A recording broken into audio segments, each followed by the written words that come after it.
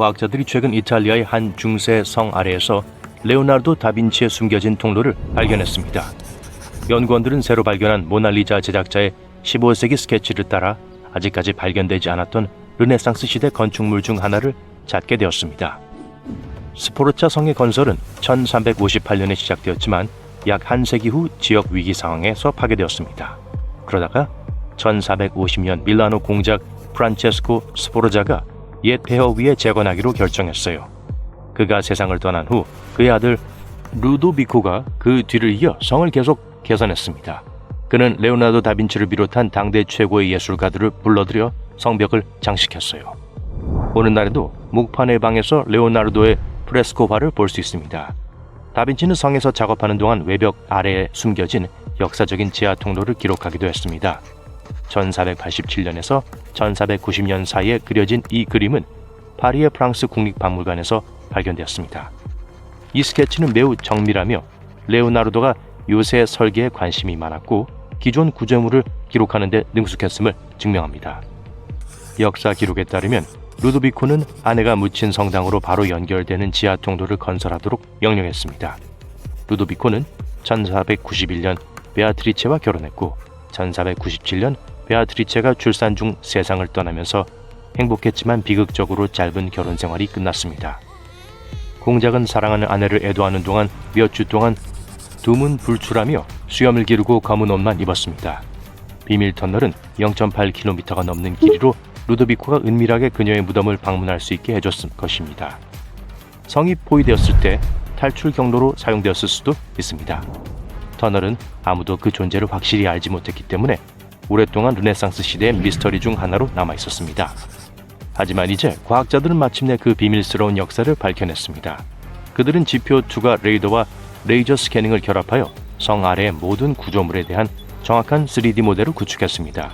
그들은 다빈치가 그림에서 암시한 터널을 발견했으며 이 터널은 역사적인 지하 통로 시스템의 일부에 불과한 것으로 보입니다. 그들의 목표는 보존된 모든 건축물뿐만 아니라 더 이상 볼 수 없는 고대 건축물까지 보여주는 성의 완전한 디지털 트윈을 만드는 것입니다. 또한 가상 경로의 증강현실을 추가하여 방문객들이 레오나르도 다빈치의 숨겨진 통로를 발견할 수 있도록 할 계획입니다. 이 천재가 실제로 과학자들이 최근 발견한 숨겨진 통로를 만드는 데 참여했는지는 알 수 없지만 레오나르도 다빈치의 다른 발명품에 대해서는 잘 알려져 있습니다. 그는 사진이나 인공위성의 개념조차 생기기 훨씬 전인 1502년에 최초의 위성 지도를 만들었어요. 이탈리아의 유명한 인물 체사레 보르지아는 레오나르도를 볼로나 근처의 이몰라라는 작은 마을로 초대하여 매우 상세한 지도를 만들도록 했습니다. 당시에는 축적으로 정확한 거리를 표시하는 방법을 몰랐기 때문에 지도가 정확하지 않았습니다. 대신 사람들은 용, 장미, 멋진 성, 산맥, 꽃 및 기타 예술적 디테일로 지도를 장식하는 데 많은 시간을 보냈습니다. 이러한 지도는 내비게이션을 위한 실용적인 도구라기보다는 전시를 위한 아름다운 그림처럼 보였습니다. 하지만 체사레 보르지아는 매우 기능적인 것을 원했고 레오나르도는 지도 제작 분야에서 혁신적인 것을 만들어냈습니다. 오늘날 이몰라의 위성 이미지와 레오나르도의 지도를 비교해보면 그 유사성이 놀라울 정도입니다. 그는 모든 골목, 거리의 곡선, 도로, 심지어 건물의 정확한 크기까지 포착했습니다. 그리고 이 모든 것을 연필, 자, 나침반 그리고 자신이 구안한 몇 가지 발명품만을 사용하여 수작업으로 해냈습니다. 필요한 모든 데이터를 수집하기 위해 이 천재는 움직일 때마다 회전하는 큰 바퀴를 들고 몇 주 동안 거리를 걸으며 케이블로 거리를 기록했습니다. 자기 나침반을 사용하여 정확한 방향을 결정했어요. 그는 또한 원안의 각도를 측정하는 부솔라라는 도구를 개발했습니다. 이를 통해 각 도로의 정확한 회전 방향과 교차로의 크기를 추적할 수 있었습니다. 그는 집과 주요 도로 사이의 거리를 파악했습니다. 그런 다음 집으로 돌아와서 메모와 계산을 통해 놀라운 정밀도로 지도를 그렸습니다. 다빈치는 피렌체 인문주의자 레온 바티스타 알베르티가 개발한 기술을 작품에 사용하기도 했습니다. 그는 극좌표를 사용하여 도시 전체를 원안에 배치할 수 있는 매핑 방법을 만들었죠. 도시의 중심에서 나침반의 주요 방향을 나타내는 8개의 직선이 만납니다. 레오나르도는 이 시스템을 사용하여 도시를 8개의 구역으로 나눴습니다. 그는 아주 작은 건물 하나도 놓치지 않았고 그 덕분에 당시 가장 진보된 지도를 만들 수 있었죠. 이 이탈리아의 천재는 사람이 날 수 있는 기계를 만들겠다는 큰 꿈을 가지고 있었습니다. 그는 새, 박쥐, 연이 공중에서 어떻게 움직이는지 연구하고 특별한 비행 기계를 설계했습니다. 그는 그들의 움직임을 모방할 수 있다면 인간도 그들처럼 날 수 있을 것이라고 믿었습니다. 다빈치의 디자인은 박쥐와 매우 흡사했는데 두 개의 크고 뾰족한 날개가 10m가 넘게 뻗어 있었습니다. 그는 가벼운 소나무로 프레임을 만들고 생사로 덮어 튼튼하면서도 너무 무겁지 않게 만들 계획이었습니다. 비행하는 사람은 중앙에 있는 나무판 위에 엎드려서 날았습니다. 날개를 펄럭이게 하려면 조종사는 막대와 도르래로 연결된 크랭크를 발로 페달을 밟아야 했습니다. 추가 동력을 위한 수동 크랭크와 조향을 돕는 헤드피스도 있었습니다. 사람이 손과 발을 움직이면 새의 날개처럼 날개가 펄럭이고 비틀어졌습니다. 하지만 한 가지 큰 문제가 있었습니다. 사람은 기계를 땅에서 들어올릴 만큼 힘이 강하지 않다는 것이었습니다. 공중에서 한 번은 작동했을지 몰라도 사람이 스스로 비행할 수 있는 방법은 없었습니다. 레오나르도도 이 사실을 알고 있었겠지만 그의 놀라운 아이디어는 몇 세기가 지난 후에도 비행기계에 영감을 주었습니다. 다빈치는 많은 발명품으로 시대를 앞서갔지만 특히 휴머노이드 로봇에 대한 아이디어는 미래지향적이었습니다. 그는 이탈리아의 고대 터널을 건설한 스포르차 가문의 후원을 받아 작업하고 있었습니다. 그는 팔을 움직이고 목을 돌리고 입을 벌리고 닫을 수 있는 기계 기사를 설계했습니다.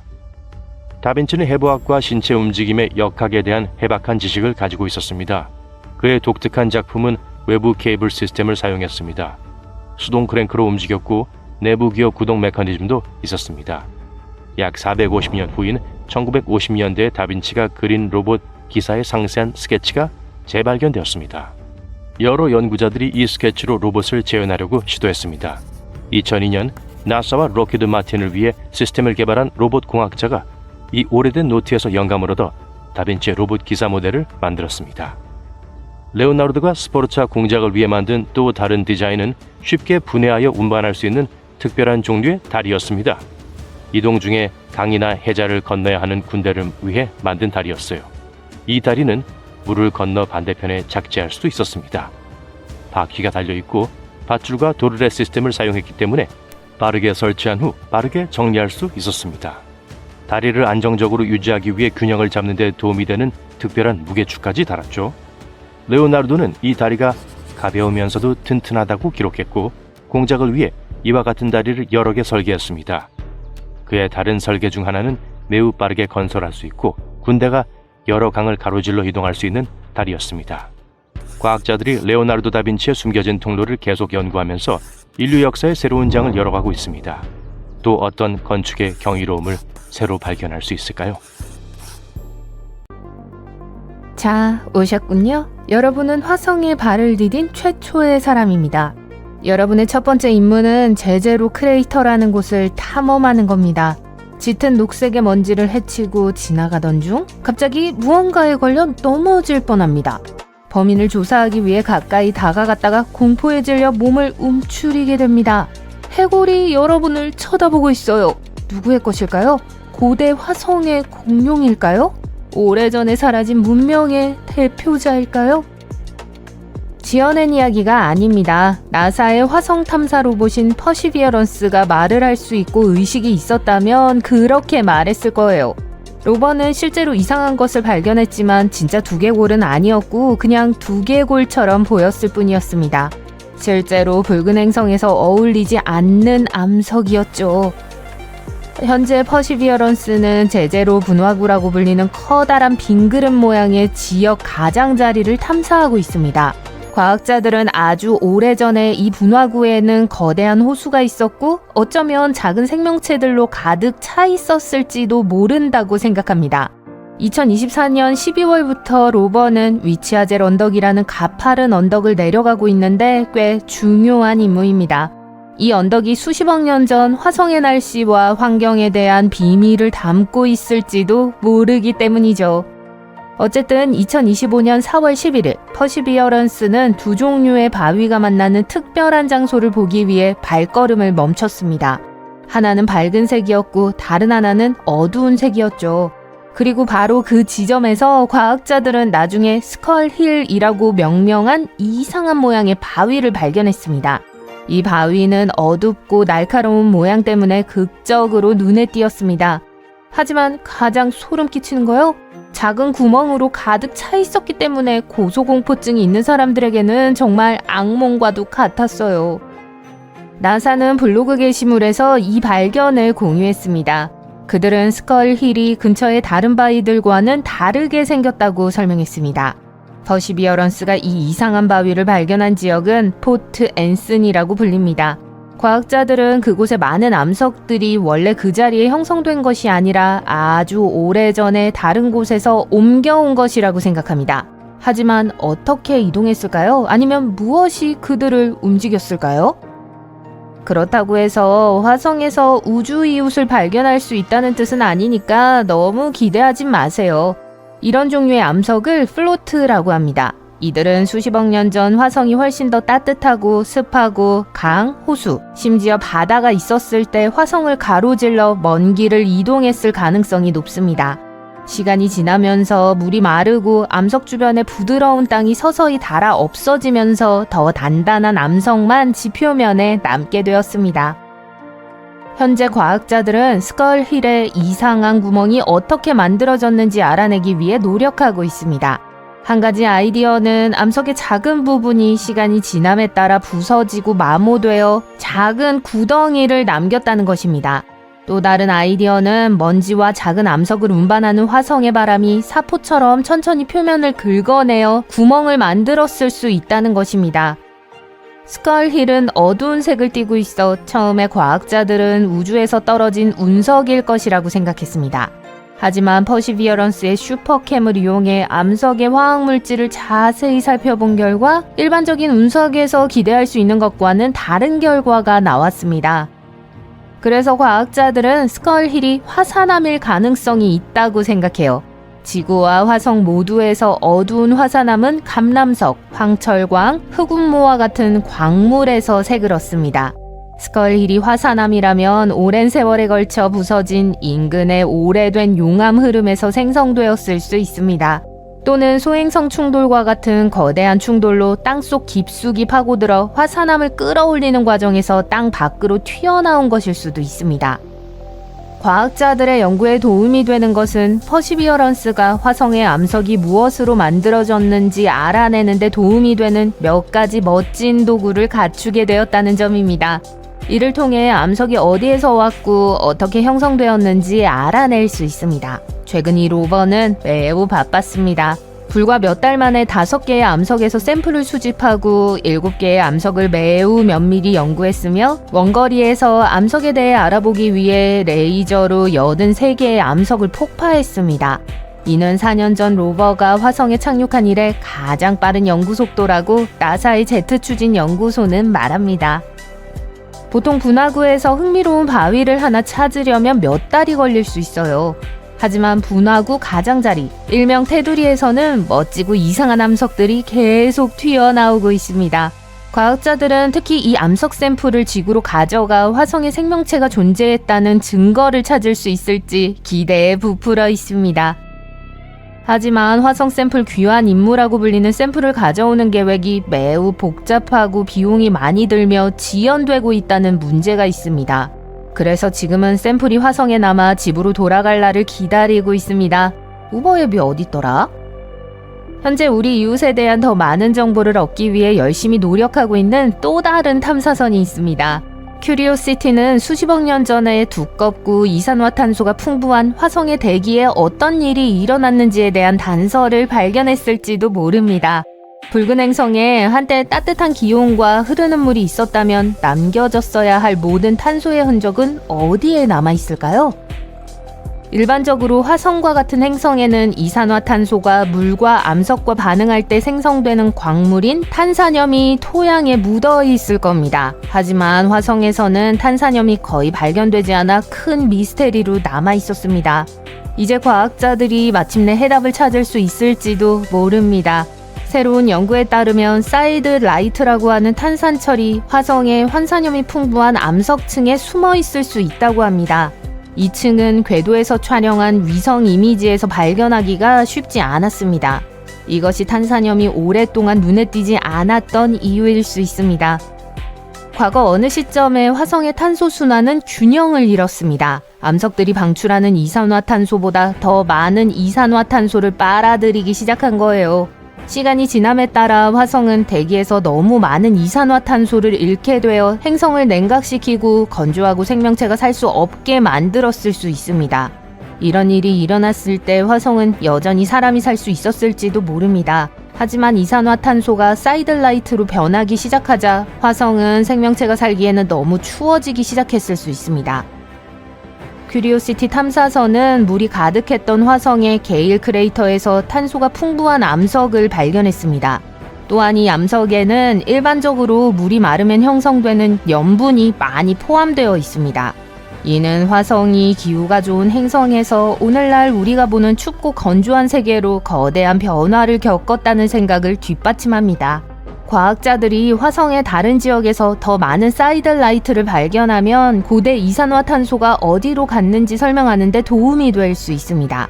더 좋은 점은 화성이 한때 따뜻하고 습했으며 심지어 사람이 살 수 있었다는 사실을 뒷받침할 수 있다는 겁니다. 하지만 큐리오시티가 발견한 것은 이것만이 아닙니다. 이 로버에는 샘이라는 특수 장비가 탑재되어 있습니다. 샘의 임무는 화성의 암석, 흙, 공기를 연구하여 화성에 대해 더 많은 것을 알아내는 겁니다. 그리고 샘의 가장 큰 발견 중 하나는 게일 크레이터의 암석을 연구할 때 일어났습니다. 샘은 유기분자를 발견했습니다. 유기분자는 탄소로 이루어져 있기 때문에 특별하며 지구에서 탄소는 생명체에 매우 중요합니다. 식물, 동물, 사람은 모두 탄소 기반 분자로 만들어집니다. 따라서 화성에서 이러한 분자를 발견한 과학자들은 화성에 아주 오래전에 생명체가 살았다는 또 다른 증거가 아닐까 궁금해합니다. 더 자세히 살펴본 결과 샘은 이산화탄소와 메탄 같은 기체에서 특정 패턴을 발견했습니다. 이러한 패턴은 고대 생명체가 유기분자를 만들었을 때 예상할 수 있는 것과 일치할 수 있습니다. 반면 다른 설명도 있습니다. 이러한 분자들은 햇빛이 화성의 공기 중 가스와 반응하여 만들어졌을 수 있다는 것입니다. 이 경우 생명체는 전혀 존재하지 않았을 겁니다. 화성에서는 태양의 강한 자외선이 분자를 분해하고 혼합하여 새로운 분자를 만들어 결국 지상에 떨어뜨릴 수 있습니다. 과학자들이 아직 명확한 답을 찾지 못했지만 유기분자를 발견한 건 정말 큰일이에요. 화성에 생명체가 실제로 존재했는지는 아직 알 수 없지만 적어도 화성에 생명체가 살기에 적합한 성분이 있었다는 것을 알려주는 것이니까요. 현재 과학자들은 샘과 큐리오시티의 다른 도구를 사용해서 더 많은 단서를 찾기 위해 계속 연구하고 있습니다.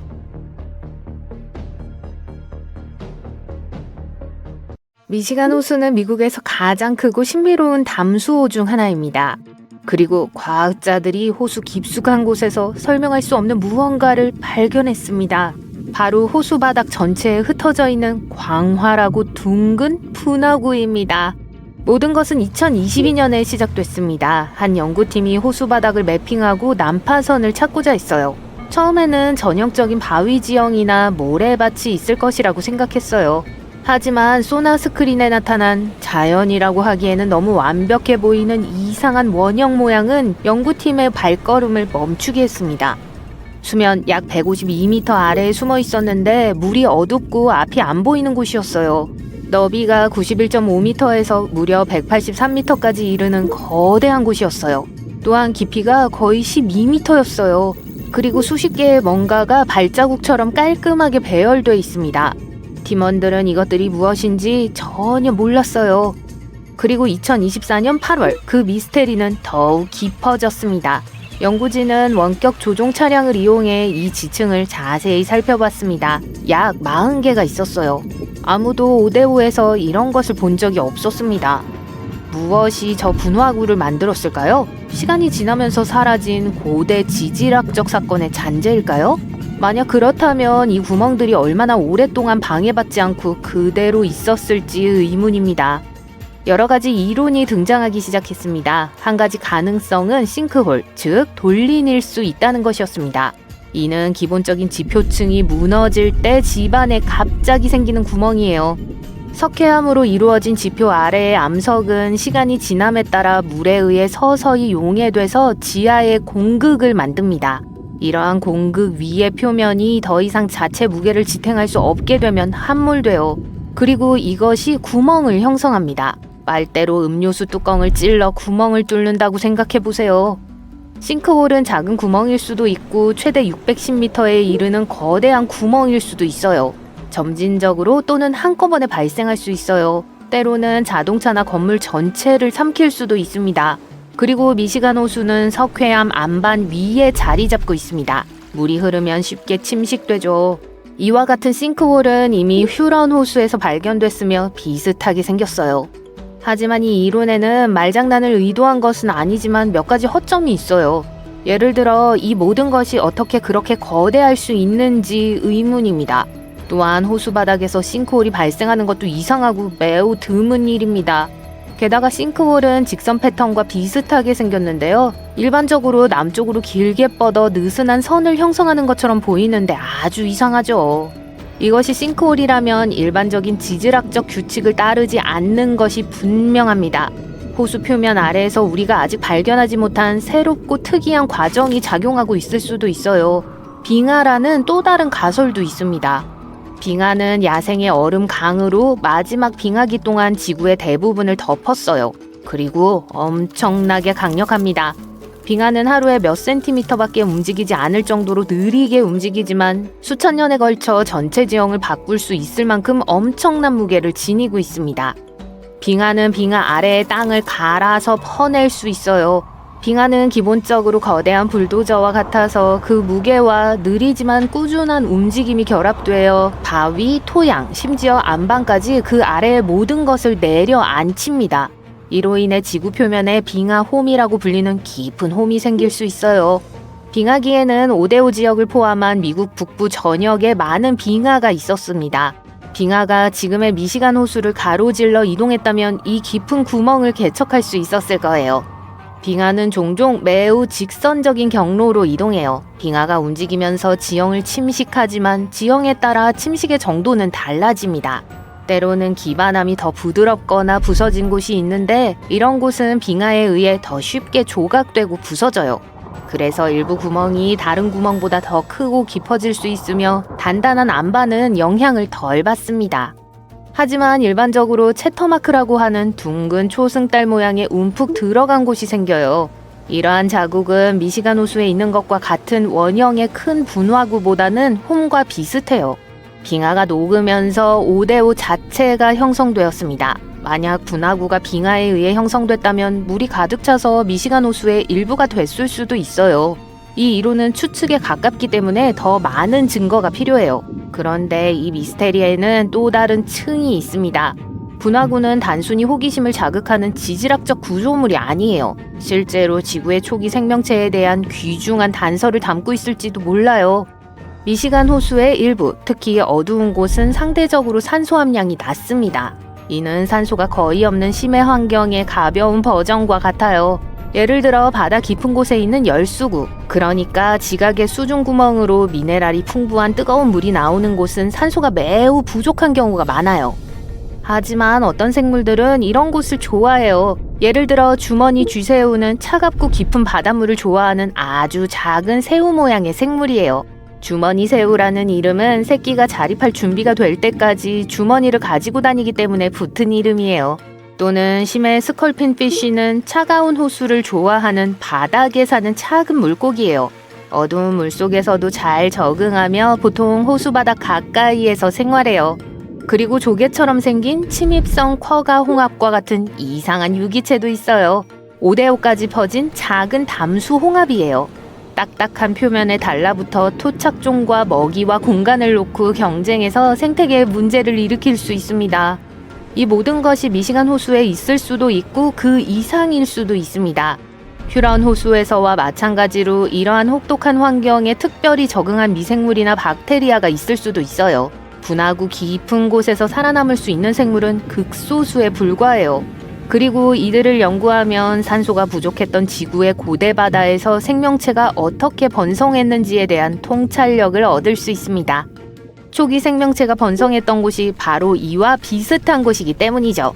초기 지구는 산소가 거의 없는 대기였지만 훨씬 더 뜨거웠고 고대 미생물들은 이에 적응했습니다.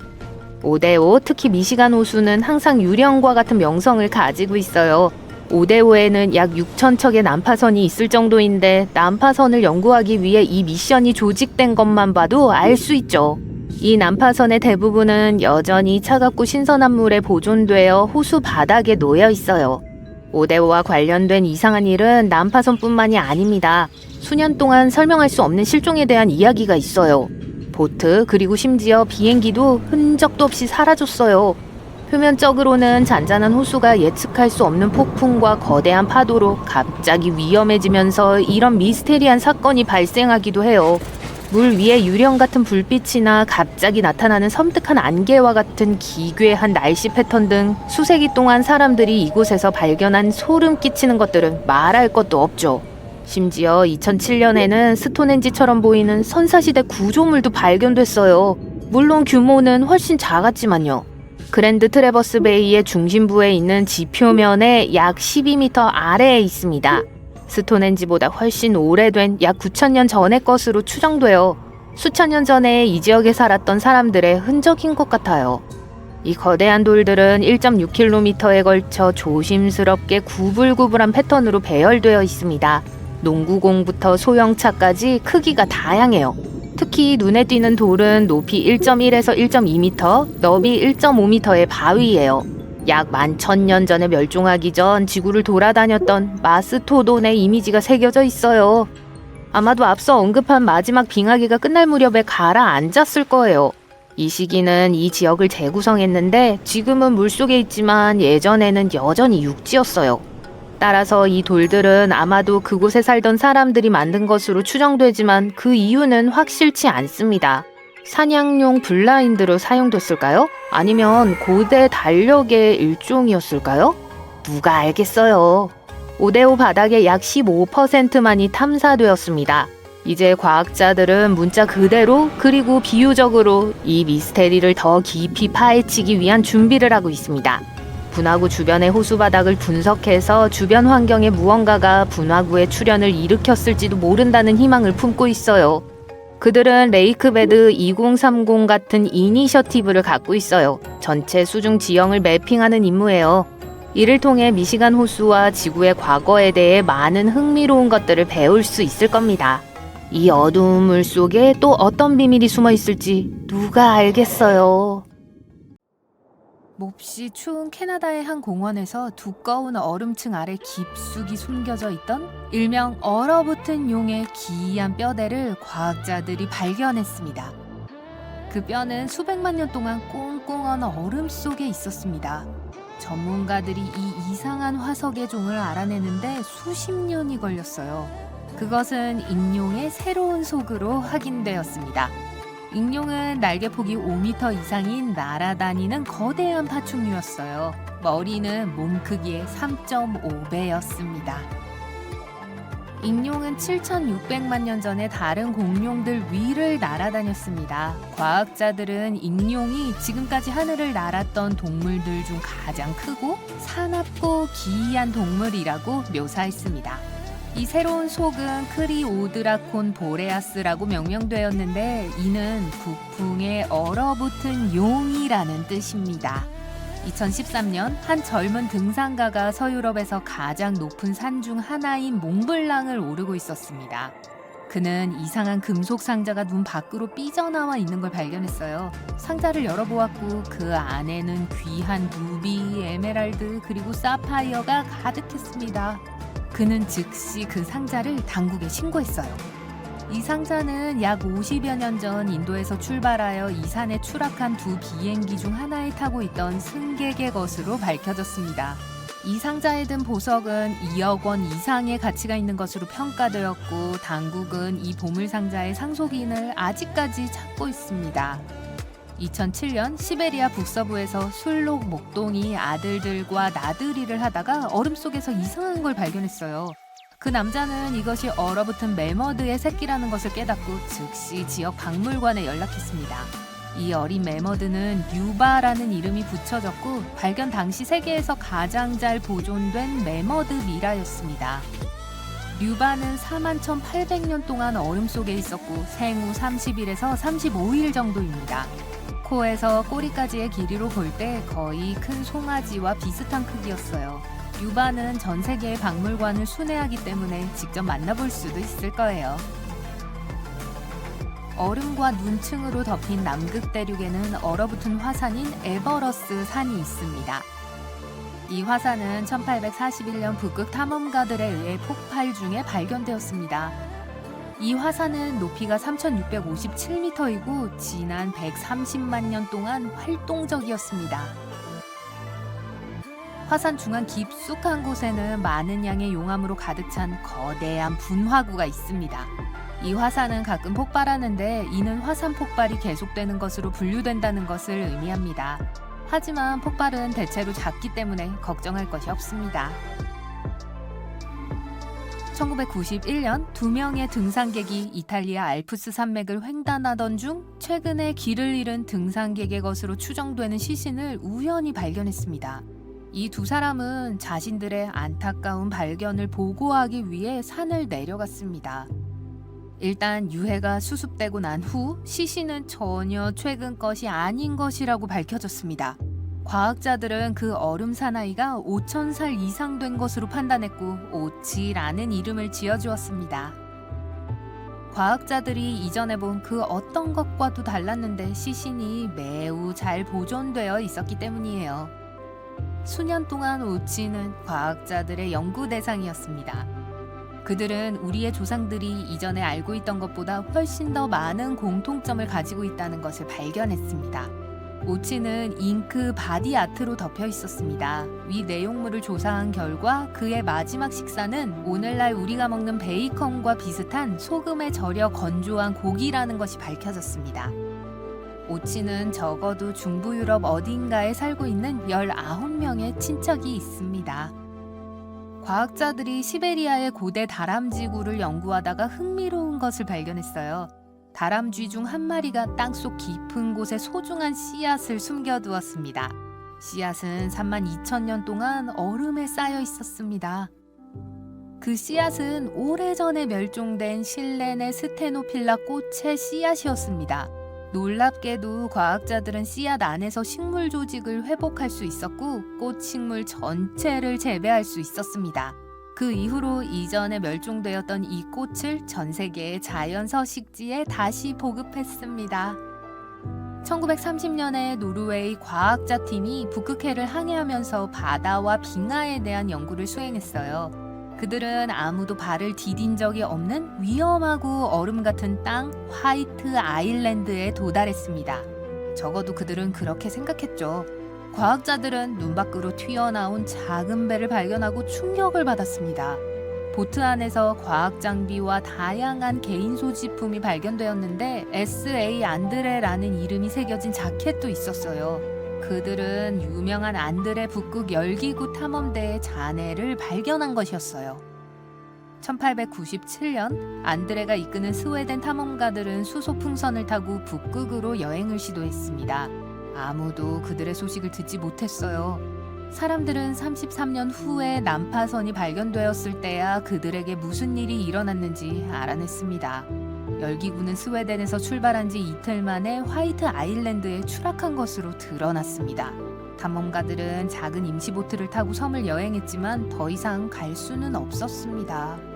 시베리아의 영구 동토층 지역에서 가장 잘 보존된 울리 매머드가 2010년 발견되었습니다. 과학자들은 매머드가 발견된 곳 근처의 작은 마을의 이름을 따서 매머드의 이름을 유카라고 지었어요. 유카는 39,000년 동안 얼어 있었고 6살에서 8살 정도 되었을 것으로 추정됩니다. 유카는 매우 잘 보존되어 있었기 때문에 수년 동안 연구되어 왔고 매머드에 대한 새로운 정보를 제공했습니다. 2019년에 과학자들은 유카의 조직에서 추출한 세포를 활성화하는 데 성공했다고 보고했어요. 언젠가는 울리 매머드가 이 땅을 배회하게 될지도 몰라요. 남극 대륙의 사진과 동영상을 보면 매우 춥고 눈으로 덮여 있고 몇 개의 작은 언덕을 제외하고는 평평해 보입니다. 과학자들도 그렇다고 생각했었죠. 2000년대 초 캄브루체프 산맥을 연구하다가 과학자들은 그 작은 바위 언덕이 실제로 1.6km 높이의 거대한 산의 정상이라는 사실을 발견하고 충격을 받았습니다. 레이더 기술을 사용하여 연구원들은 산의 높이가 실제로 약 3000m이고 1200km에 걸쳐 펼쳐져 있다는 것을 알아냈습니다. 이것은 유럽 알프스 산맥과 거의 같은 크기예요. 엄청난 얼음과 눈 아래에 숨겨져 있다는 것을 제외하고요. 시베리아의 한 금광에서 한 사업가가 근처 강을 조사하다가 얼음에서 흥미로운 것을 발견했어요. 그것은 나중에 사샤라고 이름 붙여진 작은 울리 코뿔소 새끼였어요. 울리 코뿔소는 15,000년 동안 멸종 상태였습니다. 사샤는 최대 39,000년 동안 얼음에 갇혀 있었을 수도 있어요. 사샤가 특별한 이유는 울리 코뿔소 몸 전체가 발견된 경우로 유일하기 때문입니다. 이탈리아 북부 펠로 주변의 빙하가 녹기 시작했습니다. 수십 년 전, 심지어 수백 년 전의 유물들이 얼음에서 쏟아져 나오는 것이 발견됐어요. 군인들의 개인 소지품, 일기, 사진, 심지어 러브레터 같은 것들이 발견되었습니다. 역사학자들은 심지어 얼음 아래에 보존된 오두막 전체를 발견하기도 했습니다. 오두막은 단단한 금속 헬멧과 옷들로 가득 차 있었습니다. 1845년 존 프랭클린 경은 불운하게 끝이 난 북극 탐험에 나섰습니다. 선원들은 HMS 에레버스와 아이러니하게도 HMS 테러라는 이름의 두 배를 타고 여행했습니다. 탐험대는 재앙을 맞았고 두 배 모두 얼음 속으로 사라졌습니다. 2016년에 HMS 테러가 연구팀에 의해 발견되었습니다. 170년 전에 사라졌음에도 불구하고 얼어붙은 차가운 물은 배를 원래 상태로 유지해 왔습니다. 과학자들은 이 배가 시간이 멈춘 듯 했다고 설명했습니다. 접시와 잔은 여전히 선반에 놓여 있었고 침대와 책상도 정돈되어 있었으며 승객의 짐까지 양호한 상태로 보였습니다. HMS 에버러스도 근처에서 발견되었지만 물 상태 변화로 인해 배의 상태가 좋지 않았습니다. 바이킹들이 사용한 것으로 악명 높았던 노르웨이의 한 산악 통로를 둘러싸고 있는 빙하 얼음에서 수백 개의 고대 유물들이 발견되었습니다. 이 유물 중 하나는 열리지 않도록 용접이 돼 있는 거대한 나무 상자였어요. 연구원들은 이 상자를 열기 전에 엄청난 기대감에 휩싸였습니다. 그 안에 바이킹의 보물이나 고대 사회를 이해할 수 있는 유물들이 가득할 거라고 믿었죠. 상자를 열었을 때 안에는 평범하고 오래된 밀랍 양초밖에 없었어요. 이 상자는 사실 생각했던 것만큼 오래되지 않은 것으로 밝혀졌습니다. 초를 분석한 결과 그 상자가 17세기로 거슬러 올라간다는 것을 발견했어요. 바이킹의 시대는 11세기에 끝났습니다. 양초 상자는 긴 밤을 밝히기 위해 여름 농장에서 겨울 농장으로 운반하던 농부의 것이었을 가능성이 높습니다. 마야의 쌍둥이 소년 2명이 공놀이를 좋아했다는 이야기가 전해져 내려옵니다. 물론 그들은 정말 잘했지만 공놀이를 할 때는 많은 소음을 냈어요. 지하세계의 군주들은 곧 그 소리에 귀를 기울여 두 소년을 마야인들이 시발바라고 불렀던 지하세계로 소환했습니다. 소년들이 음침한 목적지에 도착하자마자 지하세계의 군주들은 소년들에게 1년의 시험을 치르기 시작했어요. 얼마 지나지 않아 경험이 부족한 쌍둥이 소년들은 시험에 실패하고 목숨을 잃었습니다. 이 슬픈 사건은 아름다운 과일나무의 출현으로 이어졌어요. 오래지 않아 한 젊은 여성이 이 나무에서 아름다운 열매를 보고 손을 뻗어 따려고 했죠. 그 후 얼마 지나지 않아 그녀가 후나푸와 엑스발랑쿠에라는 또 다른 쌍둥이를 낳았다는 전설이 내려져 옵니다. 이 쌍둥이는 조상들처럼 훌륭한 공놀이 선수였어요. 하지만 그들도 똑같이 시끄러웠고 지하세계의 군주들은 다시 짜증이 났어요. 그들은 이 쌍둥이를 제거하기 위해 이 쌍둥이에게 지하세계로 게임을 하러 오라고 요청하기로 결정했습니다. 쌍둥이가 도착하자 영주들은 쌍둥이를 여러 무서운 곳으로 보냈어요. 첫 번째는 어둠의 집이었는데 아주 어두웠어요. 그런 다음 쌍둥이는 다치지 않도록 조심해야 하는 칼의 집을 통과했죠. 다음으로는 추위의 집에서 얼어 죽지 않도록 불을 피웠고 제규어의 집에선 동물들을 속여 잡아먹히지 않고 통과했어요. 마침내 박쥐의 집에 들어갔지만 운이 따르지 않는 것 같았어요. 박쥐 중 한 마리가 후나푸의 머리를 들고 도망쳤거든요. 영주들은 쌍둥이들에게 공놀이를 하자고 제안했지만 소년들은 분명 불리한 상황이었어요.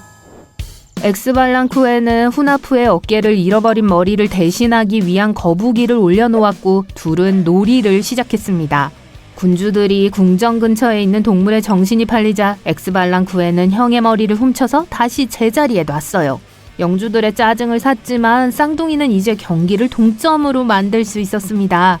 후나푸와 엑스발랑쿠에는 지하세계의 영주들을 위해 계속해서 여러 가지 재주를 부렸어요. 그중 하나는 엑스발랑쿠에가 후나푸에게 부상을 입혔다가 다시 살려내는 거였습니다. 영주들은 쌍둥이의 공연에 감명을 받아 자신들에게도 같은 마술을 해달라고 요청했어요. 물론 쌍둥이는 동의했죠. 하지만 몇몇 영주에게 마술을 행한 쌍둥이는 영주들의 부활을 거부했습니다. 무슨 일이 벌어졌는지 알게 된 지하세계의 영주들은 패배를 인정하고 다시는 사람들의 삶에 간섭하지 않겠다고 약속하며 목숨을 구걸했어요. 후나푸와 엑스발랑쿠에는 조상의 원수를 갚고 군주들의 존경을 받게 되어 기뻤습니다. 전설에 따르면 천상의 군주들은 쌍둥이에게 깊은 감명을 받아 쌍둥이를 달과 해로 만들어 하늘에서 살게 했다는 이야기가 전해져 내려와요. 마야 문명은 역사상 가장 지배적인 원주민 사회 중 하나였습니다. 그리고 그들의 민속과 전통은 오늘날에도 여전히 발견되고 연구되고 있어요. 마야인들은 메소아메리카라는 영토에 살았어요. 메소아메리카는 현대의 멕시코와 과테말라, 벨리즈, 온두라스, 유카탄 반도, 엘살바도르와 같은 중앙아메리카 일부로 구성되어 있었죠. 이들은 기원전 1800에서 1900년에서 기원전 900에서 1500년까지 살았습니다. 인상적인 전설 외에도 마야인들은 매우 뛰어난 발명가였어요. 그들은 달력, 문자 체계, 농사법, 스포츠로 유명합니다. 예를 들어 그들의 글은 희귀한 책과 도자기뿐만 아니라 건물과 석조 기념물에서 보존된 채로 발견됐어요. 800개 이상의 상형 문자가 다양한 조합으로 이루어진 체계예요. 각각의 기호는 음절을 나타내는 것으로 알려져 있어요. 마야 문자는 처음에는 건축가가 되기 위해 공부했던 미국인 여성 타티아나 프로스코리아코프가 우연히 해독했습니다. 그녀는 자신의 분야에서 일자리를 찾지 못했기 때문에 결국 학문적 훈련을 받지 않았음에도 불구하고 스스로 마야인이 됐죠. 그녀는 마야의 뒤집힌 개구리 문양이 탄생을 의미하고 치통 문양이 왕위에 오른 날짜를 의미한다는 걸 처음으로 알아챘습니다.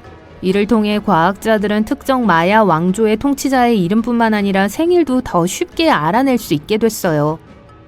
마야인은 또한 수학과 물리학과 인류 역사에서 가장 위대한 혁신 중 하나로 꼽히는 영이라는 개념도 발명했습니다. 물론 그 당시에도 사람들은 아무것도 없다는 개념을 이해하고 있었어요. 하지만 숫자로서의 영이라는 개념은 비교적 새로운 발명품입니다. 마야인에 대한 재밌는 사실은 그들이 모자를 정말 좋아했다는 거예요. 모자가 클수록 더 중요하게 보였어요.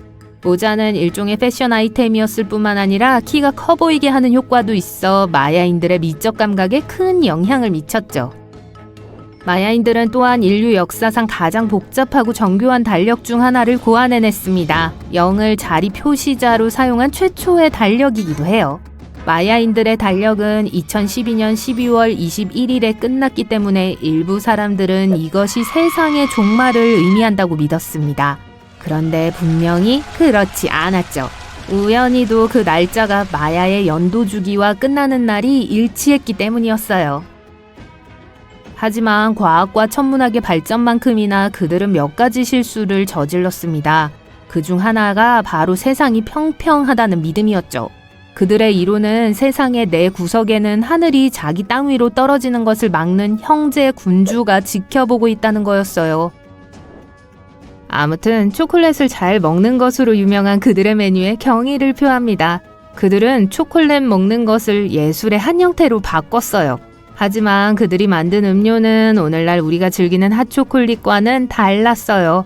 카카오에 물, 꿀, 칠리페퍼, 옥수수 가루 등을 섞어 거품이 많고 매콤한 음료를 만드는 것이 그들의 레시피였습니다. 카카오를 마시는 의식은 그들의 축하 행사에서 중요한 부분이었어요. 마야의 건축과 문명에 대한 놀라운 발견은 아직 끝나지 않았습니다. 멕시코 치아파스주의 토니나에서 마야 피라미드가 발견된 건 불과 몇 년 전의 일인데요. 1000년 이상 된 것으로 추정됐어요. 이 피라미드가 오랫동안 고고학자들의 관심을 끌지 못했던 이유는 자연 언덕 아래에 숨어 있었기 때문이었어요. 최근 멕시코 campeche주에서 마야 도시 2곳의 유적이 발견됐습니다. 왜 지금까지 발견하지 못했을까요? 글쎄요, 고고학자들이 접근하기 어려울 정도로 우거진 초목에 가려져 있었기 때문이죠. 마야인들은 그냥 사라진 게 아니에요. 마야인의 후손은 오늘날에도 여전히 존재하며 그들 중 다수는 조상의 고향에서 살기로 선택했습니다. 예를 들어 마야인이 인구의 대부분을 차지하는 과테말라에서 마야인을 찾아볼 수 있어요. 전반적으로 마야 민족에는 유카텍, 키체, 케키, 모판 등 다양한 마야 언어를 사용하는 사람들이 포함되어 있습니다. 마야인들은 스파가 뭔지도 몰랐지만 가끔씩 땀을 흘리는 걸 정말 즐겼어요. 고대 마야 유적지 주변에서 땀을 흘리는 오두막이 발견됐습니다. 돌이나 어도비로 지어졌어요. 이 방들은 마야인들의 정화 및 건강관리 의식의 필수적인 부분이었습니다. 가장 오래된 스웨트 오두막 중 하나는 벨리즈 북부의 쿠엘로에서 발견됐는데 3000년 전으로 거슬러 올라가는 것으로 추정돼요. 마야 문화에서 가장 중요한 부분 중 하나는 피츠라는 이름의 국기 경기였습니다. 피츠는 정치적, 정신적 의미를 모두 가지고 있었죠. 마야 고고학 유적지의 중요한 부분에서 볼코트를 볼 수 있는데 이 게임의 주 목표는 손을 사용하지 않고 고무공을 매우 높은 돌고리에 통과시키는 거였습니다. 기본적으로 축구와 농구를 결합한 경기였죠. 하지만 심각한 결과를 초래할 수도 있었어요. 패자는 때때로 목숨까지 잃을 수 있었죠. 정말 위험천만하네요. 이 게임과 탱탱볼의 필요성 때문에 마야인들은 고무를 사용한 최초의 문화권 중 하나였습니다. 그들은 천연 라텍스를 사용해서 고무를 만들었어요.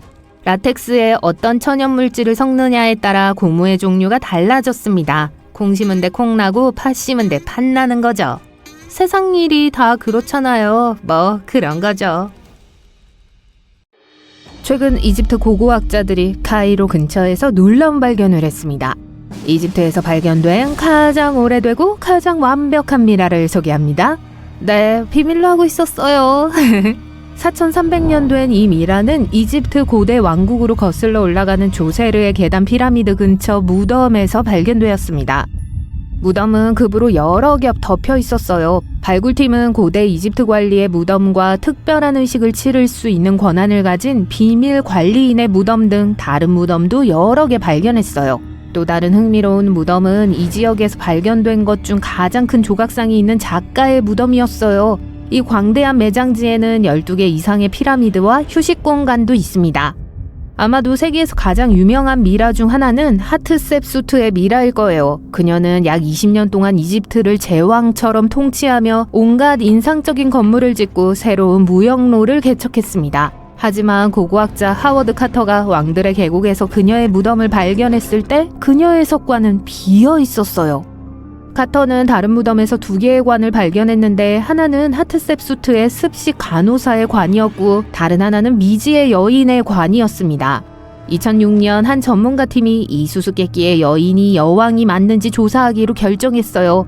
그들은 하트셉수트의 이름이 적힌 나무 상자에서 어금니 하나를 발견했고 미라의 입의 틈새와 비교한 결과 완벽하게 일치했습니다. 람세스 2세는 꽤 인상적인 통치자였지만 결국 역사를 만든 것은 그의 미라였습니다. 그의 아버지에 대해서는 잘 알려지지 않았죠. 좋아요, 그만할게요. 람세스는 무려 60년 동안 통치한 이집트 역사상 가장 강력한 파라오로 꼽혀요. 또한 90세 이상까지 살았어요. 그가 살았던 시대를 생각하면 꽤 놀라운 일이죠. 람세스 2세에게도 100명이 넘는 자손이 있었다고 하니 대가족이라고 해도 과언이 아니네요. 그가 세상을 떠났을 때 그의 시신은 원래 왕들의 계곡에 묻혀 있었는데 어떤 교활한 사람들이 무덤의 모든 보물을 훔쳐가려고 했어요. 하지만 당시 관리들은 그런 일을 용납할 수 없었기 때문에 시신을 안전하게 지키기 위해 비밀 장소로 옮겼어요. 1800년대로 거슬러 올라가 보죠. 람세스 2세 미라가 다른 통치자 및 주요 관리들과 함께 발견되었습니다. 하지만 상태가 좋지 않았기 때문에 고고학자들은 미라를 파리로 가져가서 애지중지했어요. 문제는 다른 나라로 옮길 수 없다는 거였습니다. 유일한 해결책은 람세스 2세에게 그만의 여권을 주는 것뿐이었어요. 직업은 왕으로 기재되었고 문서에는 그의 사진까지 실려 있었죠. 대부분의 미라가 반드시 촉촉한 피부를 가진 것으로 알려져 있지는 않습니다. 하지만 레이디 다이로 알려진 아시아 여성의 미라는 그렇지 않다는 걸 증명해요. 그 다이애나 비 이야기는 아니에요. 고대부터 부유했던 이 여성은 1971년 화려한 무덤에서 발견되었는데 미라라고 해도 과언이 아닐 정도로 멋진 모습을 보였습니다. 주변 환경의 습기와 산소 부족과 같은 무덤의 특수한 조건 덕분에 그녀의 시신은 거의 완벽하게 보존됐어요. 피부는 부드러웠고 머리카락은 정돈되어 있었으며 여전히 유연했습니다. 현재 그녀의 미라를 자랑스럽게 전시하고 있는 박물관에는 식기와 악기 등 그녀와 함께 묻혔던 수많은 화려한 물건들도 전시되어 있어요. 고고학자들은 미라에 대한 추가 조사를 통해 그녀가 50세경에 심장마비로 세상을 떠났다는 사실을 밝혀냈습니다. 2000년이 넘는 세월이 지났지만 다이 여사는 여전히 역사를 만들고 있어요. 1991년 알프스에서 얼음인간 외치의 미라가 발견되었습니다. 오스트리아 당국은 처음에 현대의 산악인이라고 생각했어요. 너무 잘 보존되어 있었거든요. 알고 보니 그는 사실 구리시대의 사람이었습니다. 해발 3048m가 넘는 산길에서 발견됐죠. 그의 미라를 연구하면서 우리는 구리시대 유럽의 생활에 대해 많은 것을 배웠습니다. 예를 들어 우리는 그가 중부 유럽 출신으로 육식을 즐겼다는 걸 알고 있어요. 또한 관절염, 동맥협착, 장질환을 앓고 있었지만 침술과 약초를 사용해서 이러한 질환을 치료했을 가능성이 높아요. 그리고 갑작스러운 죽음을 맞이하기 며칠 전에는 연장을 갈기도 할 정도로 연장을 다루는데 능숙했던 것으로 보입니다. 그가 문제를 예상하고 있었던 것인지 아니면 일상적인 작업을 준비하고 있었던 것인지 누가 알겠어요. 투트왕과 그의 이야기는 모든 미라를 유명하게 만든 이야기일 가능성이 높아요. 이 파라오는 3000여 년 전 19세의 어린 나이에 세상을 떠났지만 그의 미라는 여전히 세계에서 가장 잘 알려진 미라 중 하나예요. 1922년 그의 무덤이 열렸을 때 사람들은 열광했어요. 다른 많은 왕릉과 달리 온전한 상태였기 때문이죠. 순금으로 만든 관을 포함해 엄청나게 화려한 관들이 있었어요. 투트의 무덤은 고대 이집트 역사를 엿볼 수 있게 해줄 뿐만 아니라 그의 미라는 그가 살았던 시대에 대해서도 많은 것을 알려줬어요. DNA 분석을 통해 파라오의 부모를 확인할 수 있었고 파라오가 걷기 힘든 희귀한 뼈 질환을 앓고 있었다는 사실도 밝혀졌습니다. 진저는 아마도 여러분이 들어본 미라 중 가장 멋진 미라 중 하나일 거예요. 황금빛 머리카락과 완벽하게 보존된 손톱으로 여전히 날아다니는 5000년 전의 시간여행자 같잖아요.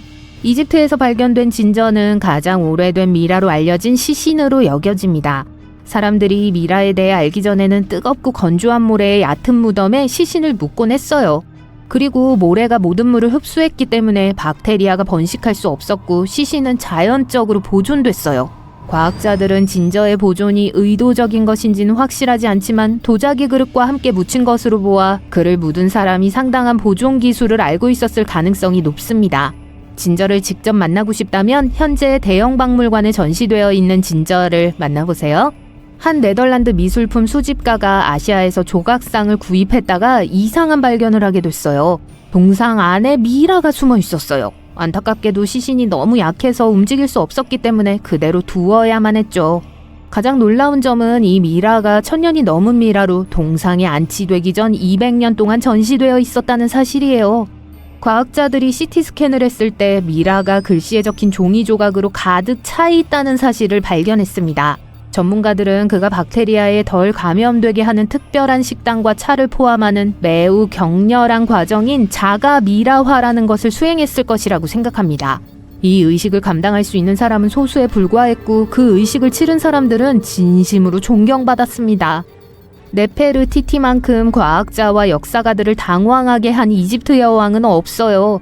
네페르티티는 조각상을 보면 가느다란 목과 큰 눈, 높은 광대뼈로 유명해요. 그녀의 이름은 아름다운 여인이 왔다라는 뜻으로 해석돼요. 이름에 걸맞는 삶을 살았죠?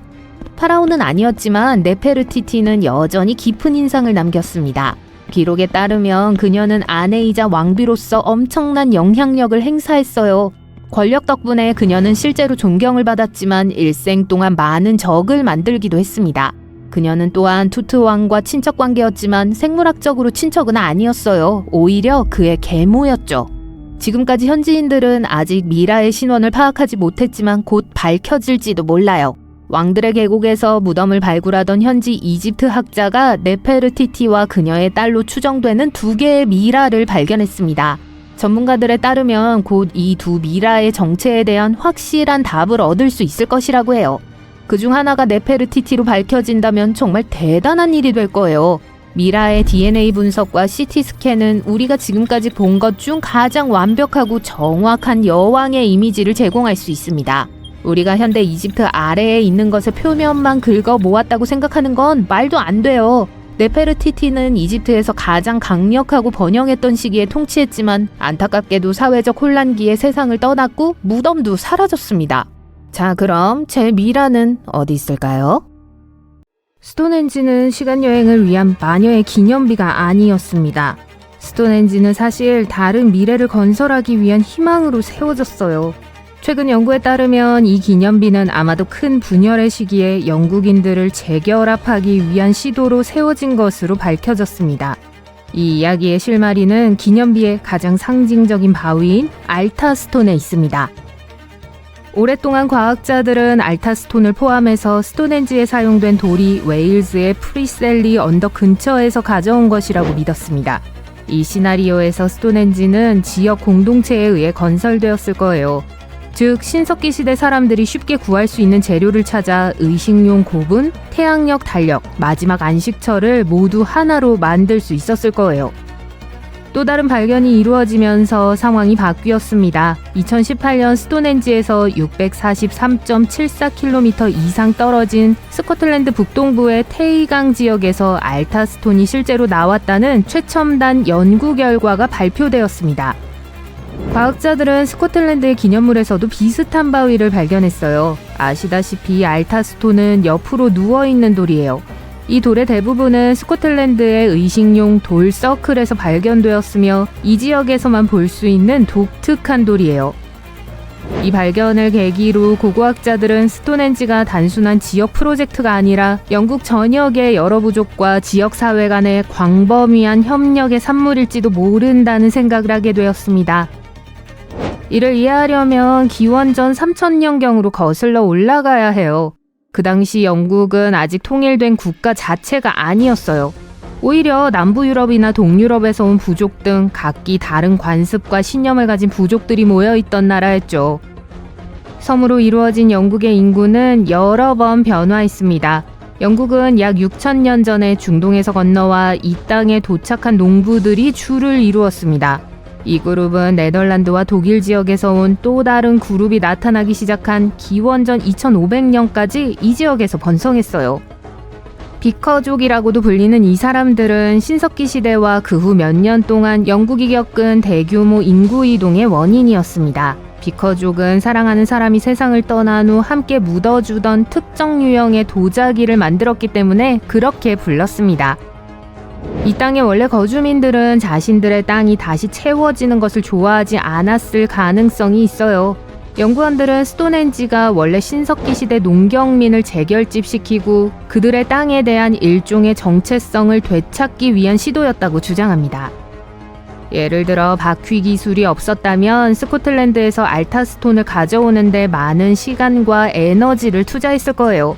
바퀴는 이미 메소포타미아 하부에서 발명되었지만 당시에는 와이파이가 없었기 때문에 영국인들은 훨씬 나중에야 이 기술을 알게 됐어요.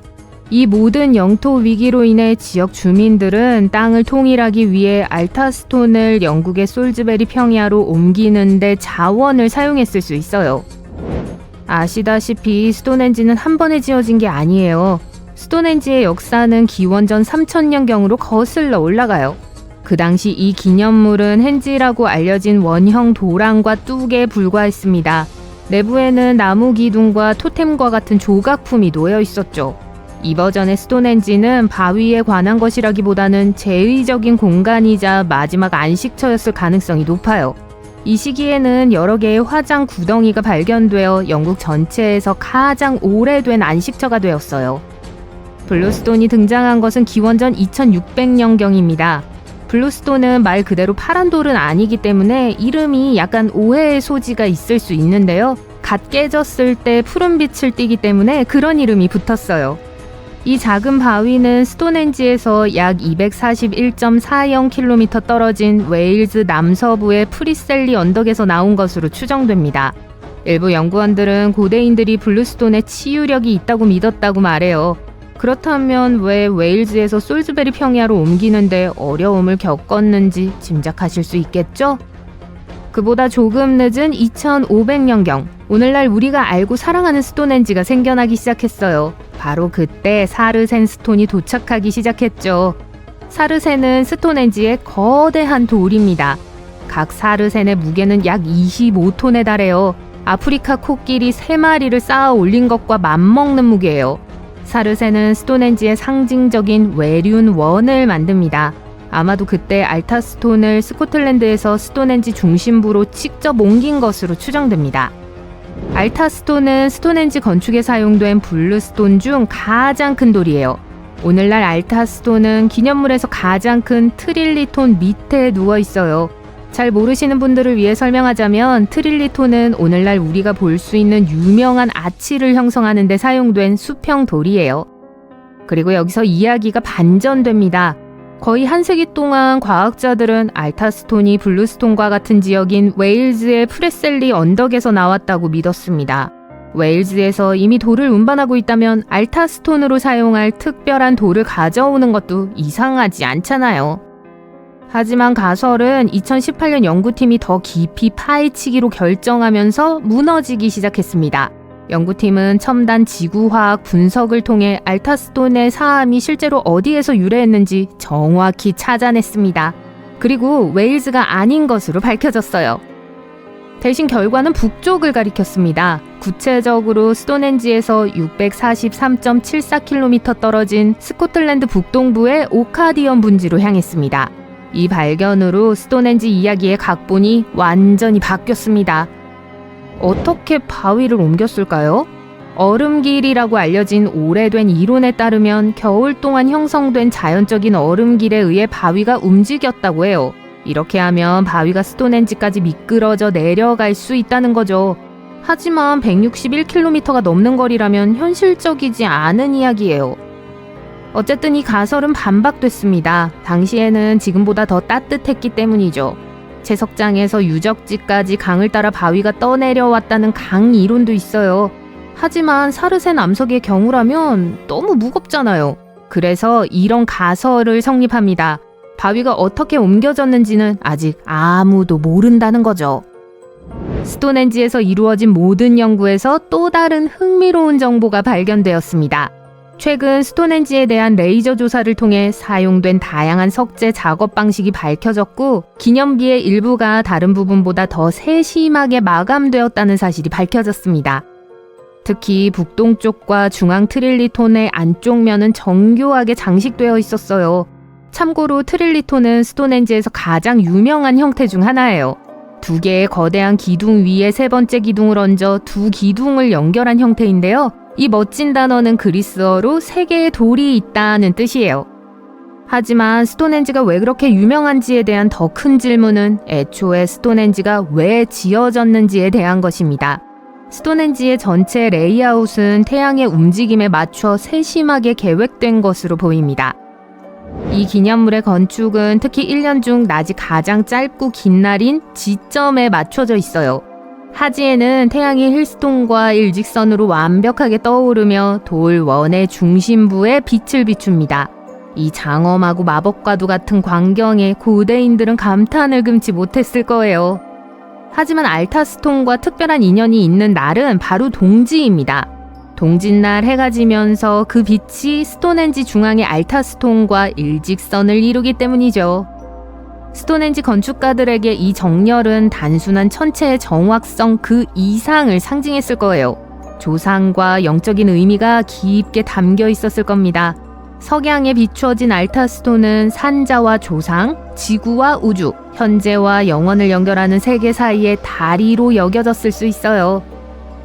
달력이나 시계, 날씨 어플이 없던 시절에는 동지가 모든 것이었습니다. 삶의 리듬을 표시하고 농사주기와 영적 의식을 모두 안내하는 역할을 했죠. 따라서 스톤헨지는 단순히 돌이나 그것을 만든 사람들에 관한 것이 아니라 끊임없이 변화하는 세상에서 조상의 뿌리를 기리기 위한 방법이었을 거예요. 서프라이즈! 지구에는 7개의 대륙만 있는 것이 아닙니다. 숨은 대륙인 아르고랜드는 지구의 미래 모습을 이해하는 데 도움이 될 수 있어요. 어떻게 우리로부터 숨어 있는지, 어떤 비밀을 간직하고 있는지 계속 지켜보시면 알 수 있을 거예요. 수수께끼를 풀 준비가 되셨나요? 과학자들은 1억 년 넘게 사라진 땅을 찾고 있습니다. 뉴스 가치가 있는 건 아니에요. 사람들이 지구의 역사에 대한 정보를 항상 검색하기 때문이죠. 아마 바다 한가운데에 있는 작은 섬일 거라고 생각하실 거예요. 하지만 틀렸습니다. 이 대륙은 한때 미국 영토 전체만큼이나 넓었어요. 오랫동안 지질학자들은 현대 호주의 거대한 덩어리가 허공으로 사라진 건지 궁금해했어요. 어떤 이들은 단순히 해저 어딘가에 숨어 있을 것이라고 믿었어요. 하지만 네덜란드 전문가들과 7년간의 조사 덕분에 이제 우리는 동남아시아의 울창한 정글 아래에 이 잃어버린 땅의 일부가 섞여 있다는 사실을 알게 되었습니다. 요즘 지리 교과서에 나오는 대륙은 흩어져 있는 퍼즐 조각과 같아요. 직접 확인할 수 있는 좋은 실험도 있어요. 온라인에서 세계 지도를 찾아서 인쇄하세요. 모든 대륙을 오려서 한동안 가지고 놀아보세요. 모든 대륙이 서로 잘 어울리는 걸 볼 수 있을 거예요. 아마도 가장 눈에 띄는 건 남아메리카가 아프리카 근처에 완벽하게 들어맞는 모습일 겁니다. 지난 2억 년 동안 형성된 바다를 가까이서 보면 대륙들이 거대한 문자 C를 형성하는 것처럼 보이는데 과학자들은 이 C를 초대륙 판게아라고 부릅니다. 판게아는 판탈라사라는 바다에서 헤엄치고 있었고 그 글자 C의 안쪽에는 테티스에라는 작은 바다가 있었어요. 이 작은 바다에서 흥미로운 일이 벌어집니다. 주라기 시대의 과학자들이 아르고랜드라고 부르기 시작한 이 사라진 대륙은 사라지면서 호주에 구멍을 남겼는데 현재 아르고 심연평야로 알려져 있어요. 지질학자들은 처음에 이 모든 것이 섭입이라는 과정 때문이라고 생각했어요. 섭입은 지각의 한 부분이 다른 지각 아래로 내려가 행성의 멘틀 속으로 다시 들어가는 현상이에요. 일반적으로 전문가들은 오프 스크래핑을 통해 대륙이 사라지는 과정을 추적할 수 있습니다. 예를 들어 인도와 아시아가 부딪히면서 장엄한 히말라야 산맥이 생겨났다는 사실을 알아낸 것도 이런 방식이죠. 반면 아르고랜드의 경우 상황이 좀 더 복잡해졌습니다. 미얀마나 인도네시아 같은 곳에서 조금씩 나타나고 있었어요. 하지만 마치 시간여행을 떠나는 유물처럼 아르고랜드가 호주에서 분리된 것처럼 추정되는 시기보다 훨씬 더 오래되어 보였어요. 한 대륙이 그렇게 이상하게 행동할 수 있다면 다른 대륙은 얼마나 많은 곳에서 같은 행동을 하고 있을까요? 다행히도 과학자들은 이제 아르고랜드의 전체 타임라인을 정리하고 그 미스테리를 밝혀냈습니다. 아르고랜드는 가라앉거나 삼켜지지 않았어요. 단순히 아르고펠라고로 변모해서 소대륙이라고 불리는 작은 조각으로 쪼개져 호주에서 멀리 떠올랐을 뿐이에요. 이 미니 대륙은 동남아시아 정글에 정착하기 전에 약간의 여정을 거쳤습니다. 이 발견은 전체 판게아 퍼즐에 딱 들어맞아요. 이 발견을 통해 대륙이 어떻게 분리되고 구성되는지 더 잘 이해할 수 있고 과거의 생물 다양성과 기후의 비밀을 밝혀낼 수 있습니다. 역사, 문명 또는 일상의 사물에 대한 더 많은 비밀을 알고 싶다면 이 영상에 좋아요를 누르고 채널을 구독하세요. 예를 들어 인도네시아에 보이지 않는 종의 경계선의 숨은 미스테리 같은 거 말이에요. 영국의 탐험가 알프레드 러셀 월리스의 이름을 따서 월리스 라인이라고 불려요.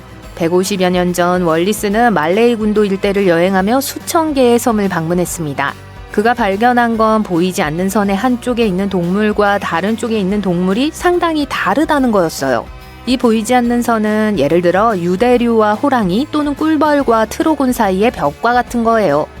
하지만 이제 우리는 약 3,500만 년 전에 호주가 남극 대륙과 분리되어 아시아와 충돌했다는 사실을 알게 되었어요. 그리고 이 대륙 간 삼각관계는 큰 변화를 일으켰어요. 땅의 모습만 바뀐 게 아니라 월러스 라인 양쪽의 동물종에도 변화가 생겼습니다. 최근 여러 전문가들이 이러한 충돌과 기후 혼란으로 인해 아시아종들이 말레이 군도에서 편안하게 살게 되었다는 연구 결과를 발표했습니다. 한편 호주 동물들은 새로운 환경에 만족하지 못했어요. 일부 동물은 너무 덥고 습해서 적응하지 못했고, 다른 동물은 열대 섬 생활에 적응하지 못했죠. 아시아로의 대륙 이동에 대한 이러한 발견은 최근의 인간종의 발견도 설명할 수 있습니다. 필리핀의 숨은 동굴에서 고고학자들은 새로운 인류의 조상을 우연히 발견했어요. 약 5만 년 전 루손섬에 인간과 비슷한 고대 종족이 살았던 것으로 추정돼요. 수석 연구원은 이 발견이 아시아에서 인류의 진화를 이해하는데 매우 중요하다고 생각했어요. 그리고 이 새로운 종의 이름을 섬의 이름을 따서 지었습니다. 호모 루조넨시스라고 명명했어요. 여기서부터 조금 혼란스러워집니다. 고고학자들이 발견한 뼈에는 한 가지 작은 문제가 있었는데 다른 호미닌 종에서 볼 수 없었던 특성이 이상하게 혼합되어 있었어요. 우리와 비슷한 작은 이빨과 고대 인류의 조상과 더 유사한 손과 발이 그것입니다. 특히 이 인류종과 오랫동안 사라진 남부 지역을 연결해 준 것은 바로 이 예스러운 팔다리였습니다. 오스트랄로피테쿠스 아프리카누스처럼 원시적인 모습을 하고 있기 때문이죠.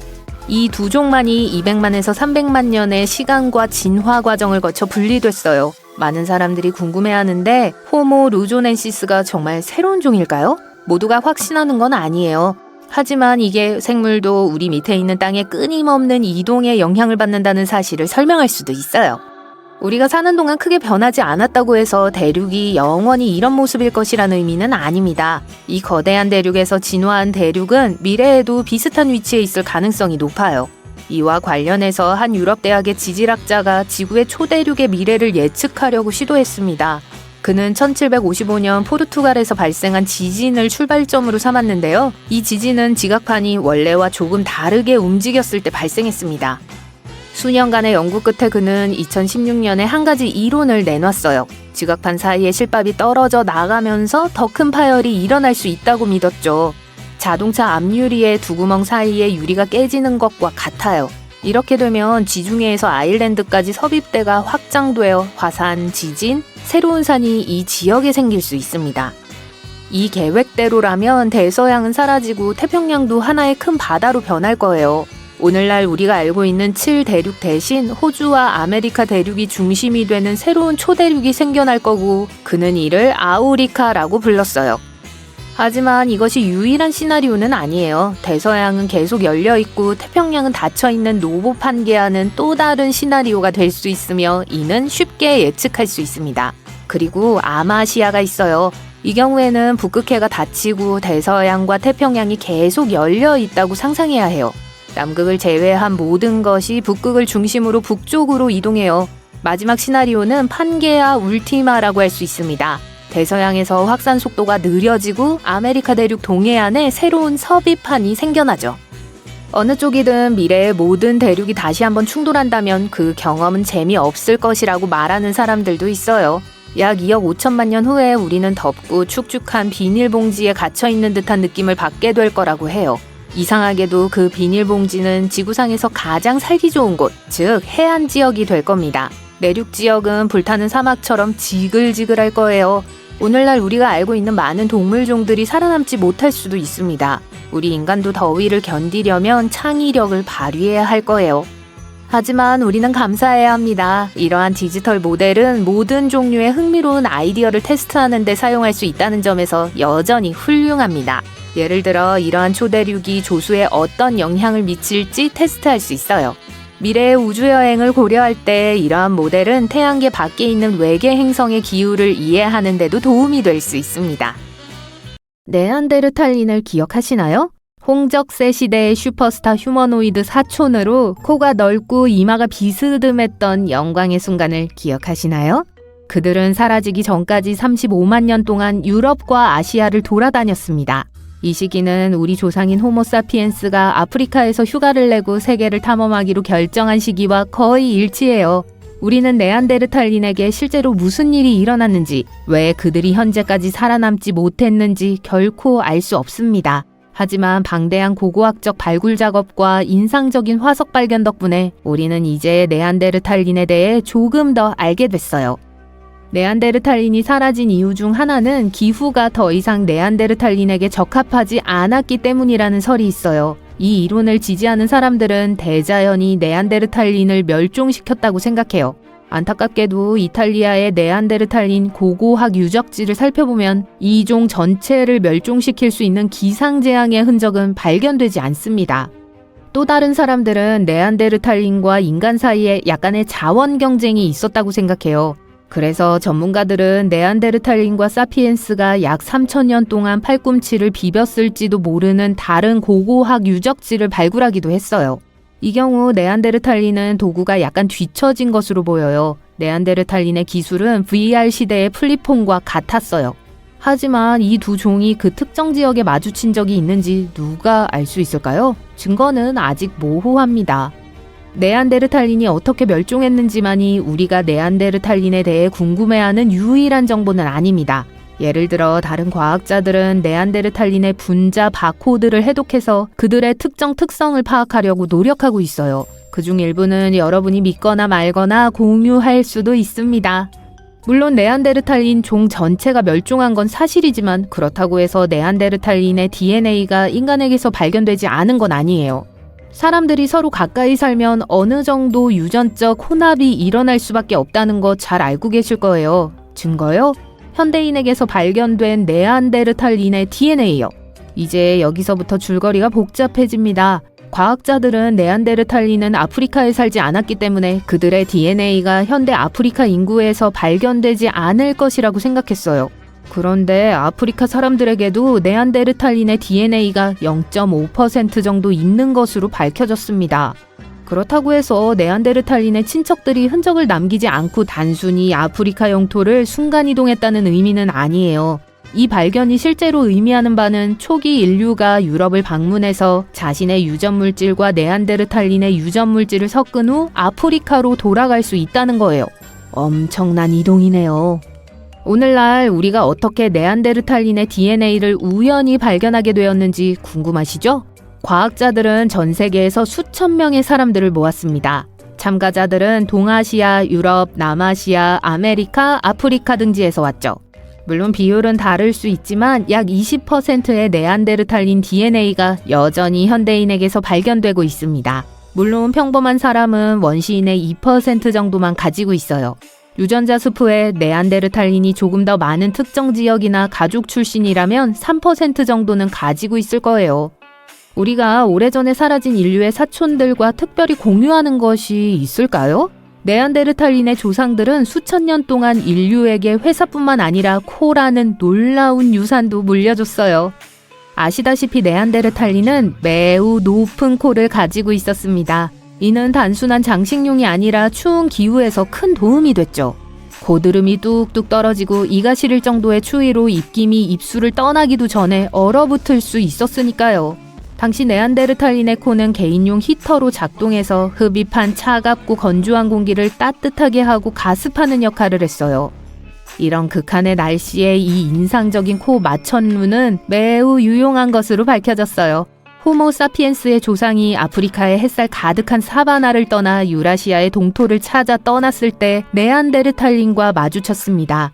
이 만남은 단순한 반가움의 교환이 아니라 더 큰 코를 만드는 유전자의 교환으로 이어졌어요. 이 새로운 유전자 덩어리는 6,000명이 넘는 지원자의 DNA를 깊이 파헤친 과학자들에 의해 발견되었습니다.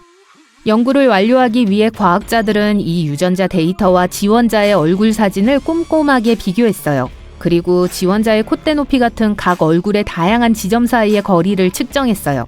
그런 다음 특정 얼굴의 특성이 특정 유전자와 관련이 있는지 확인하기 위해 유전자 마커 찾기 게임을 진행했어요. 이 흥미진진한 추격전이 끝날 무렵 연구진은 33개의 반짝이는 새로운 게놈 영역이 얼굴 특징과 연관되어 있다는 사실을 발견하는 대박을 터뜨렸습니다. 네안데르탈린의 조상으로 거슬러 올라가는 ATF3라는 유전자는 코 높이를 조절하는 데 중요한 역할을 하는 것으로 밝혀졌습니다. 아메리카 원주민 조상을 가진 참가자들은 네안데르탈린이 물려준 이 유전자를 가지고 있어 코가 더 큰 것으로 나타났습니다. ATF3 유전자는 아프리카에서 더 추운 기후로 들어온 우리 인류에게 네안데르탈린이 준 집들이 선물이라고 생각하면 되겠네요. 흥미롭게도 우리 조상들이 유전자 전달 게임을 한 것이 이번이 처음이 아니에요. 21세기에 같은 연구팀이 입술 모양에 영향을 미치는 유전자 TBX15을 발견했어요. 이 유전자는 약 3만 년 전 아시아에 살다가 멸종한 고대 인류의 또 다른 친척인 데니소바인이 남긴 작은 연애 편지였습니다. 과학계 일각에서는 네안데르탈린의 두뇌에 이상한 유전적 특징이 있었다고 생각해요. 그래서 살아남지 못했을까요? 이 이론을 통해 현생 인류가 두뇌가 뛰어난 것은 기이한 유전자 돌연변이 때문일 수 있다는 가설이 제기되었어요. 이 돌연변이로 인해 뇌의 똑똑한 부분인 심피질의 뉴런이 급증하게 된 것이라고 말이죠. 우리의 놀라운 유전자는 네안데르탈린의 유전자와 크게 다르지 않습니다. 아미노산 하나가 빠진 것뿐이에요. 커피만 주문하는 대신 커피에 설탕도 하나 넣는 것처럼요. 이 작은 변형은 거의 모든 현대인에게서 발견됩니다. 한편 멸종한 인류의 친척인 네안데르탈인, 데니소바인 및 기타 영장류는 적어도 이 연구에 따르면 모두 돌연변이 매물을 놓쳤어요. 자, 너무 앞서 나가지는 말자고요. 뉴런이 더 많다고 해서 우리가 반드시 천재라는 의미는 아닙니다. 하지만 이러한 결과는 우리가 인지적 능력을 향상시키는 방식으로 뇌를 재구성했을 수 있음을 시사해요. 또한 아미노산 차이만이 전부는 아니에요. 이것은 퍼즐의 한 조각일 뿐입니다. 과학자들은 이전에 우리의 DNA와 네안데르탈린의 DNA 간에 무려 96가지의 차이점을 발견했는데 이는 종으로서 우리의 다른 결과에 잠재적으로 영향을 미쳤을 수 있어요. 네안데르탈린의 DNA를 연구하면서 그들의 관계에 대한 통찰력도 얻을 수 있었어요. 사실 우리는 이제 네안데르탈린의 가족이 어떻게 생겼는지에 대한 확실한 증거를 얻었습니다. 그리고 놀랍게도 그 모습은 우리와 크게 다르지 않아요. 이 연구를 위해 연구원들은 아시아에 위치한 네안데르탈린 고고학 유적지에서 정보를 수집했습니다. 연구진은 한 가족의 네안데르탈린 아버지와 10대 딸 그리고 조카나 사촌으로 추정되는 건장한 청년이 포함되어 있다는 사실을 발견했어요. 이 그룹에는 이모나 할머니로 보이는 나이든 여성 친척도 있었습니다. 이제 우리 딸은 결국 침을 싸서 눈물로 작별 인사를 하고 아빠의 집을 떠났고 라이트 씨를 찾았습니다. 그녀가 어린 사촌처럼 남자아이였다면 행복한 가정 생활을 했을 텐데요. 하지만 걱정하지 마세요. 그녀는 낯선 세상에 발을 들여놓지 않았으니까요. 그녀의 새로운 커뮤니티에는 친숙하고 친근한 얼굴들이 있었을 겁니다. 하지만 과학자들은 어떻게 이 이야기의 결말을 예측할 수 있었을까요?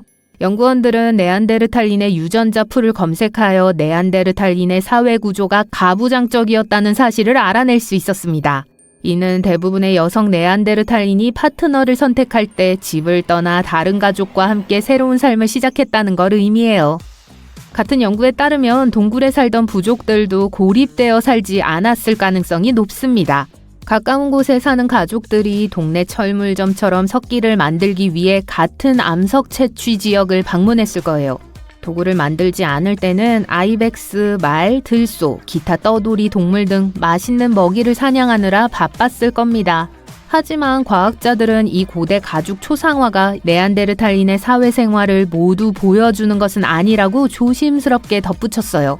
그들은 미래의 고고학자들에게 조상 웹사이트를 통해 더 많은 네안데르탈린의 DNA를 확보해달라고 친절하게 요청했습니다. 아무도 내 무덤을 찾지 못할 것이다. 소문에 따르면 클레오파트라가 이렇게 말했다고 해요. 클레오파트라는 남녀노소를 막론하고 자신의 무덤의 위치를 어떤 인간도 발견하지 못하도록 하겠다는 뜻이었다고 합니다. 하지만 놀랍게도 여왕의 안식처를 마침내 발견한 것은 그 누구보다 가까이 있던 여성이었습니다. 형사 변호사에서 고고학자로 변신한 캐슬린 마르티네즈 베리는 클레오파트라의 이야기에 흥미를 느껴 공식적인 지원도 당국의 허가도 없이 짐을 싸서 이집트로 향했습니다. 그녀에게는 여왕의 무덤을 찾겠다는 순수한 의지만 있었을 뿐이었죠. 캐슬린은 항상 남들보다 앞서 나갔다고 할 수 있어요. 그녀는 월반을 했고 피아노, 체스, 수영, 무술을 마스터했으며 집에서 최고의 지성인들이 토론하는 것을 들으며 자랐습니다. 19세에 법학 학위를 받았고 고고학은 취미였어요. 실제로 이집트에 가본 적도 없고 유물을 발굴한 적도 없었습니다. 하지만 그녀가 클레오파트라에 매료된 것은 1990년 아버지와의 논쟁으로 거슬러 올라갑니다. 그날 그녀는 셰익스피어의 책 안토니우스와 클레오파트라를 찾으러 아버지의 서재에 들어갔어요. 교수이자 법률 전문가인 아버지 파우스토 마르티네즈는 별 생각 없이 클레오파트라를 요부라고 불렀습니다. 캐슬린은 참을 수 없었어요. 그녀는 역사가 클레오파트라에게 완전히 불공평하다고 주장하며 반격에 나섰습니다. 로마인들은 그녀의 평판을 무너뜨리고 싶어 했고 수세기 동안 사람들은 그들의 이야기를 그대로 믿어왔다고 그녀는 말했습니다. 논쟁은 몇 시간 동안 계속되었고 결국 아버지는 자신이 클레오파트라를 너무 가혹하게 판단했을 수도 있다고 인정했어요. 그 대화는 캐슬린의 모든 것을 바꾸어 놓았습니다. 그날부터 그녀는 찾을 수 있는 모든 고대 문헌, 특히 클레오파트라와 마크 안토니우스에 대한 플루타르코스의 기록을 읽었습니다. 더 많은 것을 배울수록 클레오파트라가 단순히 잘못된 남자에게 빠진 여왕이 아니라 이집트의 독립을 위해 위험한 정치 게임을 벌인 천재적인 인물이라는 확신이 들었죠. 책을 읽을수록 사람들이 클레오파트라의 무덤을 엉뚱한 곳에서 찾고 있다면? 이라는 생각이 들기 시작했습니다. 그 생각은 계속 이어졌습니다. 둘째 아이를 돌보면서 그녀는 고고학 석사 학위를 취득했어요. 대단한 멀티태스킹이죠. 클레오파트라에 대한 진실을 밝혀내야 한다는 집착이 그녀의 삶을 지배하게 되었습니다. 대부분의 전문가들은 클레오파트라의 무덤이 다른 13명의 프톨레마이오스 시대 통치자들의 마지막 안식처와 함께 현대의 알렉산드리아 아래 어딘가에 있다고 믿지만 마르티네즈 박사는 다른 생각을 가지고 있습니다. 그녀는 클레오파트라가 이집트의 사후세계 신 오시리스에게 바쳐진 고대 신전인 타포시리스 마그나에 묻혔다고 믿습니다. 하지만 여전히 고대 주춧돌 판이 필요했습니다. 스마트폰 크기 정도 되는 이 판은 중요한 신전 구조물 아래에 놓여 있었고 종종 신전의 건축 시기와 이유를 설명하는 문구가 새겨져 있었습니다. 클레오파트라의 수호신인 이시스에게 헌정된 신전임을 확인할 수 있는 판을 찾을 수 있다면 바로 그곳이라는 확실한 증거를 확보할 수 있을 거예요. 마르티네즈는 그 누구보다 깊이 파헤치며 신전터 전체를 발굴했습니다. 그녀의 팀은 클레오파트라의 이름과 얼굴이 새겨진 동전을 발견했습니다. 클레오파트라가 이 유적지와 직접적인 관련이 있다는 뜻이었죠. 그러다가 더 흥미로운 걸 발견했는데 바로 신전에서 지중해로 바로 연결되어 물을 사람들에게 공급하는 데 사용된 터널이었어요. 신전의 일부가 이미 물속에 가라앉았다면 클레오파트라의 무덤도 그 아래에 있을 수 있을까요? 마르티네즈는 이집트 당국이 수중 수색을 허용하도록 설득하기 위해 여전히 증거가 필요했습니다. 온갖 역경을 딛고 그녀는 파라오가 누비아의 넓은 지역을 이시스 신에게 바쳤다는 내용의 주춧돌 판을 발견했습니다. 바로 그녀가 원하던 확신이었어요. 이 신전은 실제로 이시스에게 헌정된 신전이었고 그녀의 이론이 단순히 추측이 아니었음을 증명했습니다. 마르티네즈는 한 신전이 육지에 있었다면 두 번째 신전, 아마도 클레오파트라의 무덤이 바다로 무너져 내렸다고 의심했습니다. 그녀는 수중 고고학 전문가의 도움이 필요했고 타이타닉을 발견한 로버트 발라드에게 연락을 취했어요. 이집트 당국의 지원을 받아 그녀와 그녀의 팀은 알렉산드리아 앞바다를 탐사하기 시작했습니다. 그들이 발견한 것은 놀라웠습니다. 수중에서 수천 년 전 해안선이 있던 바로 그 자리에서 높이가 1.8에서 3m에 달하는 거대한 석조 구조물을 발견한 것이죠. 또한 첫 번째 사원의 조각상에 사용된 것과 동일한 재료인 현무암 블록도 발견했어요. 이것이 의미하는 바는 그것이 단순한 바위가 아니라는 점이에요. 그 돌들은 수세기 동안 바다 밑에 묻혀있던 잃어버린 도시의 유적이었습니다. 이제 마르티네즈와 그녀의 팀이 클레오파트라라는 뛰어난 여성이 남긴 과거의 가장 위대한 미스테리 중 하나를 풀 수 있을지 지켜볼 수 있습니다. 약간의 배경 이야기를 소개할게요. 아버지 프톨레마이오스 12세가 세상을 떠난 후 이집트의 왕좌는 프톨레마이오스 13세와 클레오파트라에게 돌아간 것으로 보였습니다. 당시 18세에 불과했던 클레오파트라는 10살 연상의 오빠와 결혼한 것으로 알려졌어요. 고대 왕족은 특이한 관습이 있었죠. 하지만 확실한 증거는 없습니다. 하지만 남매 간의 우애는 오래가지 못했습니다. 젊은 프톨레마이오스는 모든 권력을 자신이 가지기로 결심하고 클레오파트라를 몰아내려고 했어요. 어쩔 수 없이 나라를 떠나야 했던 클레오파트라는 그저 한탄만 하지 않고 군대를 일으켜서 자신의 것을 되찾기 위해 진군할 준비를 했습니다. 그렇게 21살의 나이에 이미 시나이 사막에서 군대를 이끌고 왕위 복귀를 계획하고 있었죠. 그 무렵 클레오파트라는 이미 율리우스 시저와 강력한 정치적 동맹을 맺은 상태였어요. 기원전 47년 6월, 그녀는 카이사리온으로 더 잘 알려진 아들 프톨레마이오스 시저를 낳았는데 많은 사람이 이 아들이 시저의 자식이라고 믿었습니다. 하지만 그렇다고 해서 그녀가 이집트 왕실의 규칙을 따르는 걸 막지는 못했죠. 두 번째 남편은 그녀의 다른 오빠인 프톨레마이오스 14세입니다. 네, 클레오파트라는 시저와 계속되는 불륜에도 불구하고 또 다른 형제와 결혼했는데 그 이유는 그녀의 세계에서는 왕좌를 가문에 물려주는 것이 전통이었기 때문이에요. 결혼은 제쳐두고 클레오파트라와 시저의 유대 관계는 끈끈했습니다. 그녀는 국빈 방문을 위해 프톨레마이오스 14세와 함께 로마를 방문하기도 했지만 성실한 여왕의 역할 대신 티베르 강변에 있는 시저의 개인 별장에 머물렀어요. 하지만 기원전 44년 3월 율리우스 시저가 목숨을 잃은 후 클레오파트라의 정치적 입지는 흔들리기 시작했습니다. 설상가상으로 그녀의 오빠이자 남편인 프톨레마이오스 14세가 얼마 지나지 않아 세상을 떠났고 일부에서는 클레오파트라가 이 사건에 개입했다고 의심했습니다. 클레오파트라는 이집트의 유일한 통치자로 남게 됩니다. 한편 로마에서는 시저의 후계자로 마크 안토니우스가 권력을 장악하고 있었어요. 이집트의 여왕을 견제하고 싶었던 그는 클레오파트라를 소환했고 클레오파트라는 그를 실망시키지 않았습니다. 클레오파트라는 신으로 분장한 채 호화로운 바지선을 타고 마을로 들어왔습니다. 안토니우스는 순식간에 매료되었습니다. 그래서 그는 세 번째 부인을 로마에 남겨두고 클레오파트라를 따라 알렉산드리아로 갔고 두 사람의 관계는 본격적인 왕실의 불륜으로 발전했습니다. 두 사람 사이에는 3명의 자녀가 있었습니다. 두 사람은 시저의 양아들인 옥타비아누스와 함께 로마 제국을 장악하기 위해 전쟁을 치렀어요. 여왕이 마지막으로 목격되었을 때 그녀는 왕릉에서 왕관을 머리에 쓰고 플루타르코스가 황금 소파라고 부르는 곳에 누워 있었어요. 안토니우스와 클레오파트라가 악티움에서 패배하자 옥타비아누스의 군대는 알렉산드리아로 진격했습니다. 클레오파트라는 종말이 가까웠다는 걸 알고 있었습니다. 그래서 그녀는 금, 은, 진주, 귀중한 예술품으로 둘러싸인 자신의 무덤에 스스로를 가두었습니다.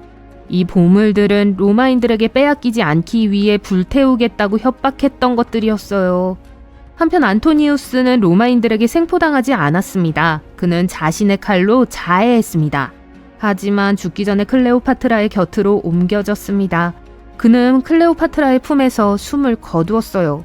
일주일이 조금 지난 후 클레오파트라는 스스로 선택을 했습니다. 옥타비아누스의 포로가 되어 굴욕을 당하는 대신 스스로 생을 마감한 것입니다. 전설에 따르면 치명적인 독사에 물렸다고 전해지지만 확실하지 않습니다. 당시 클레오파트라의 나이는 겨우 39세였습니다. 꽤 충만한 인생처럼 들리네요.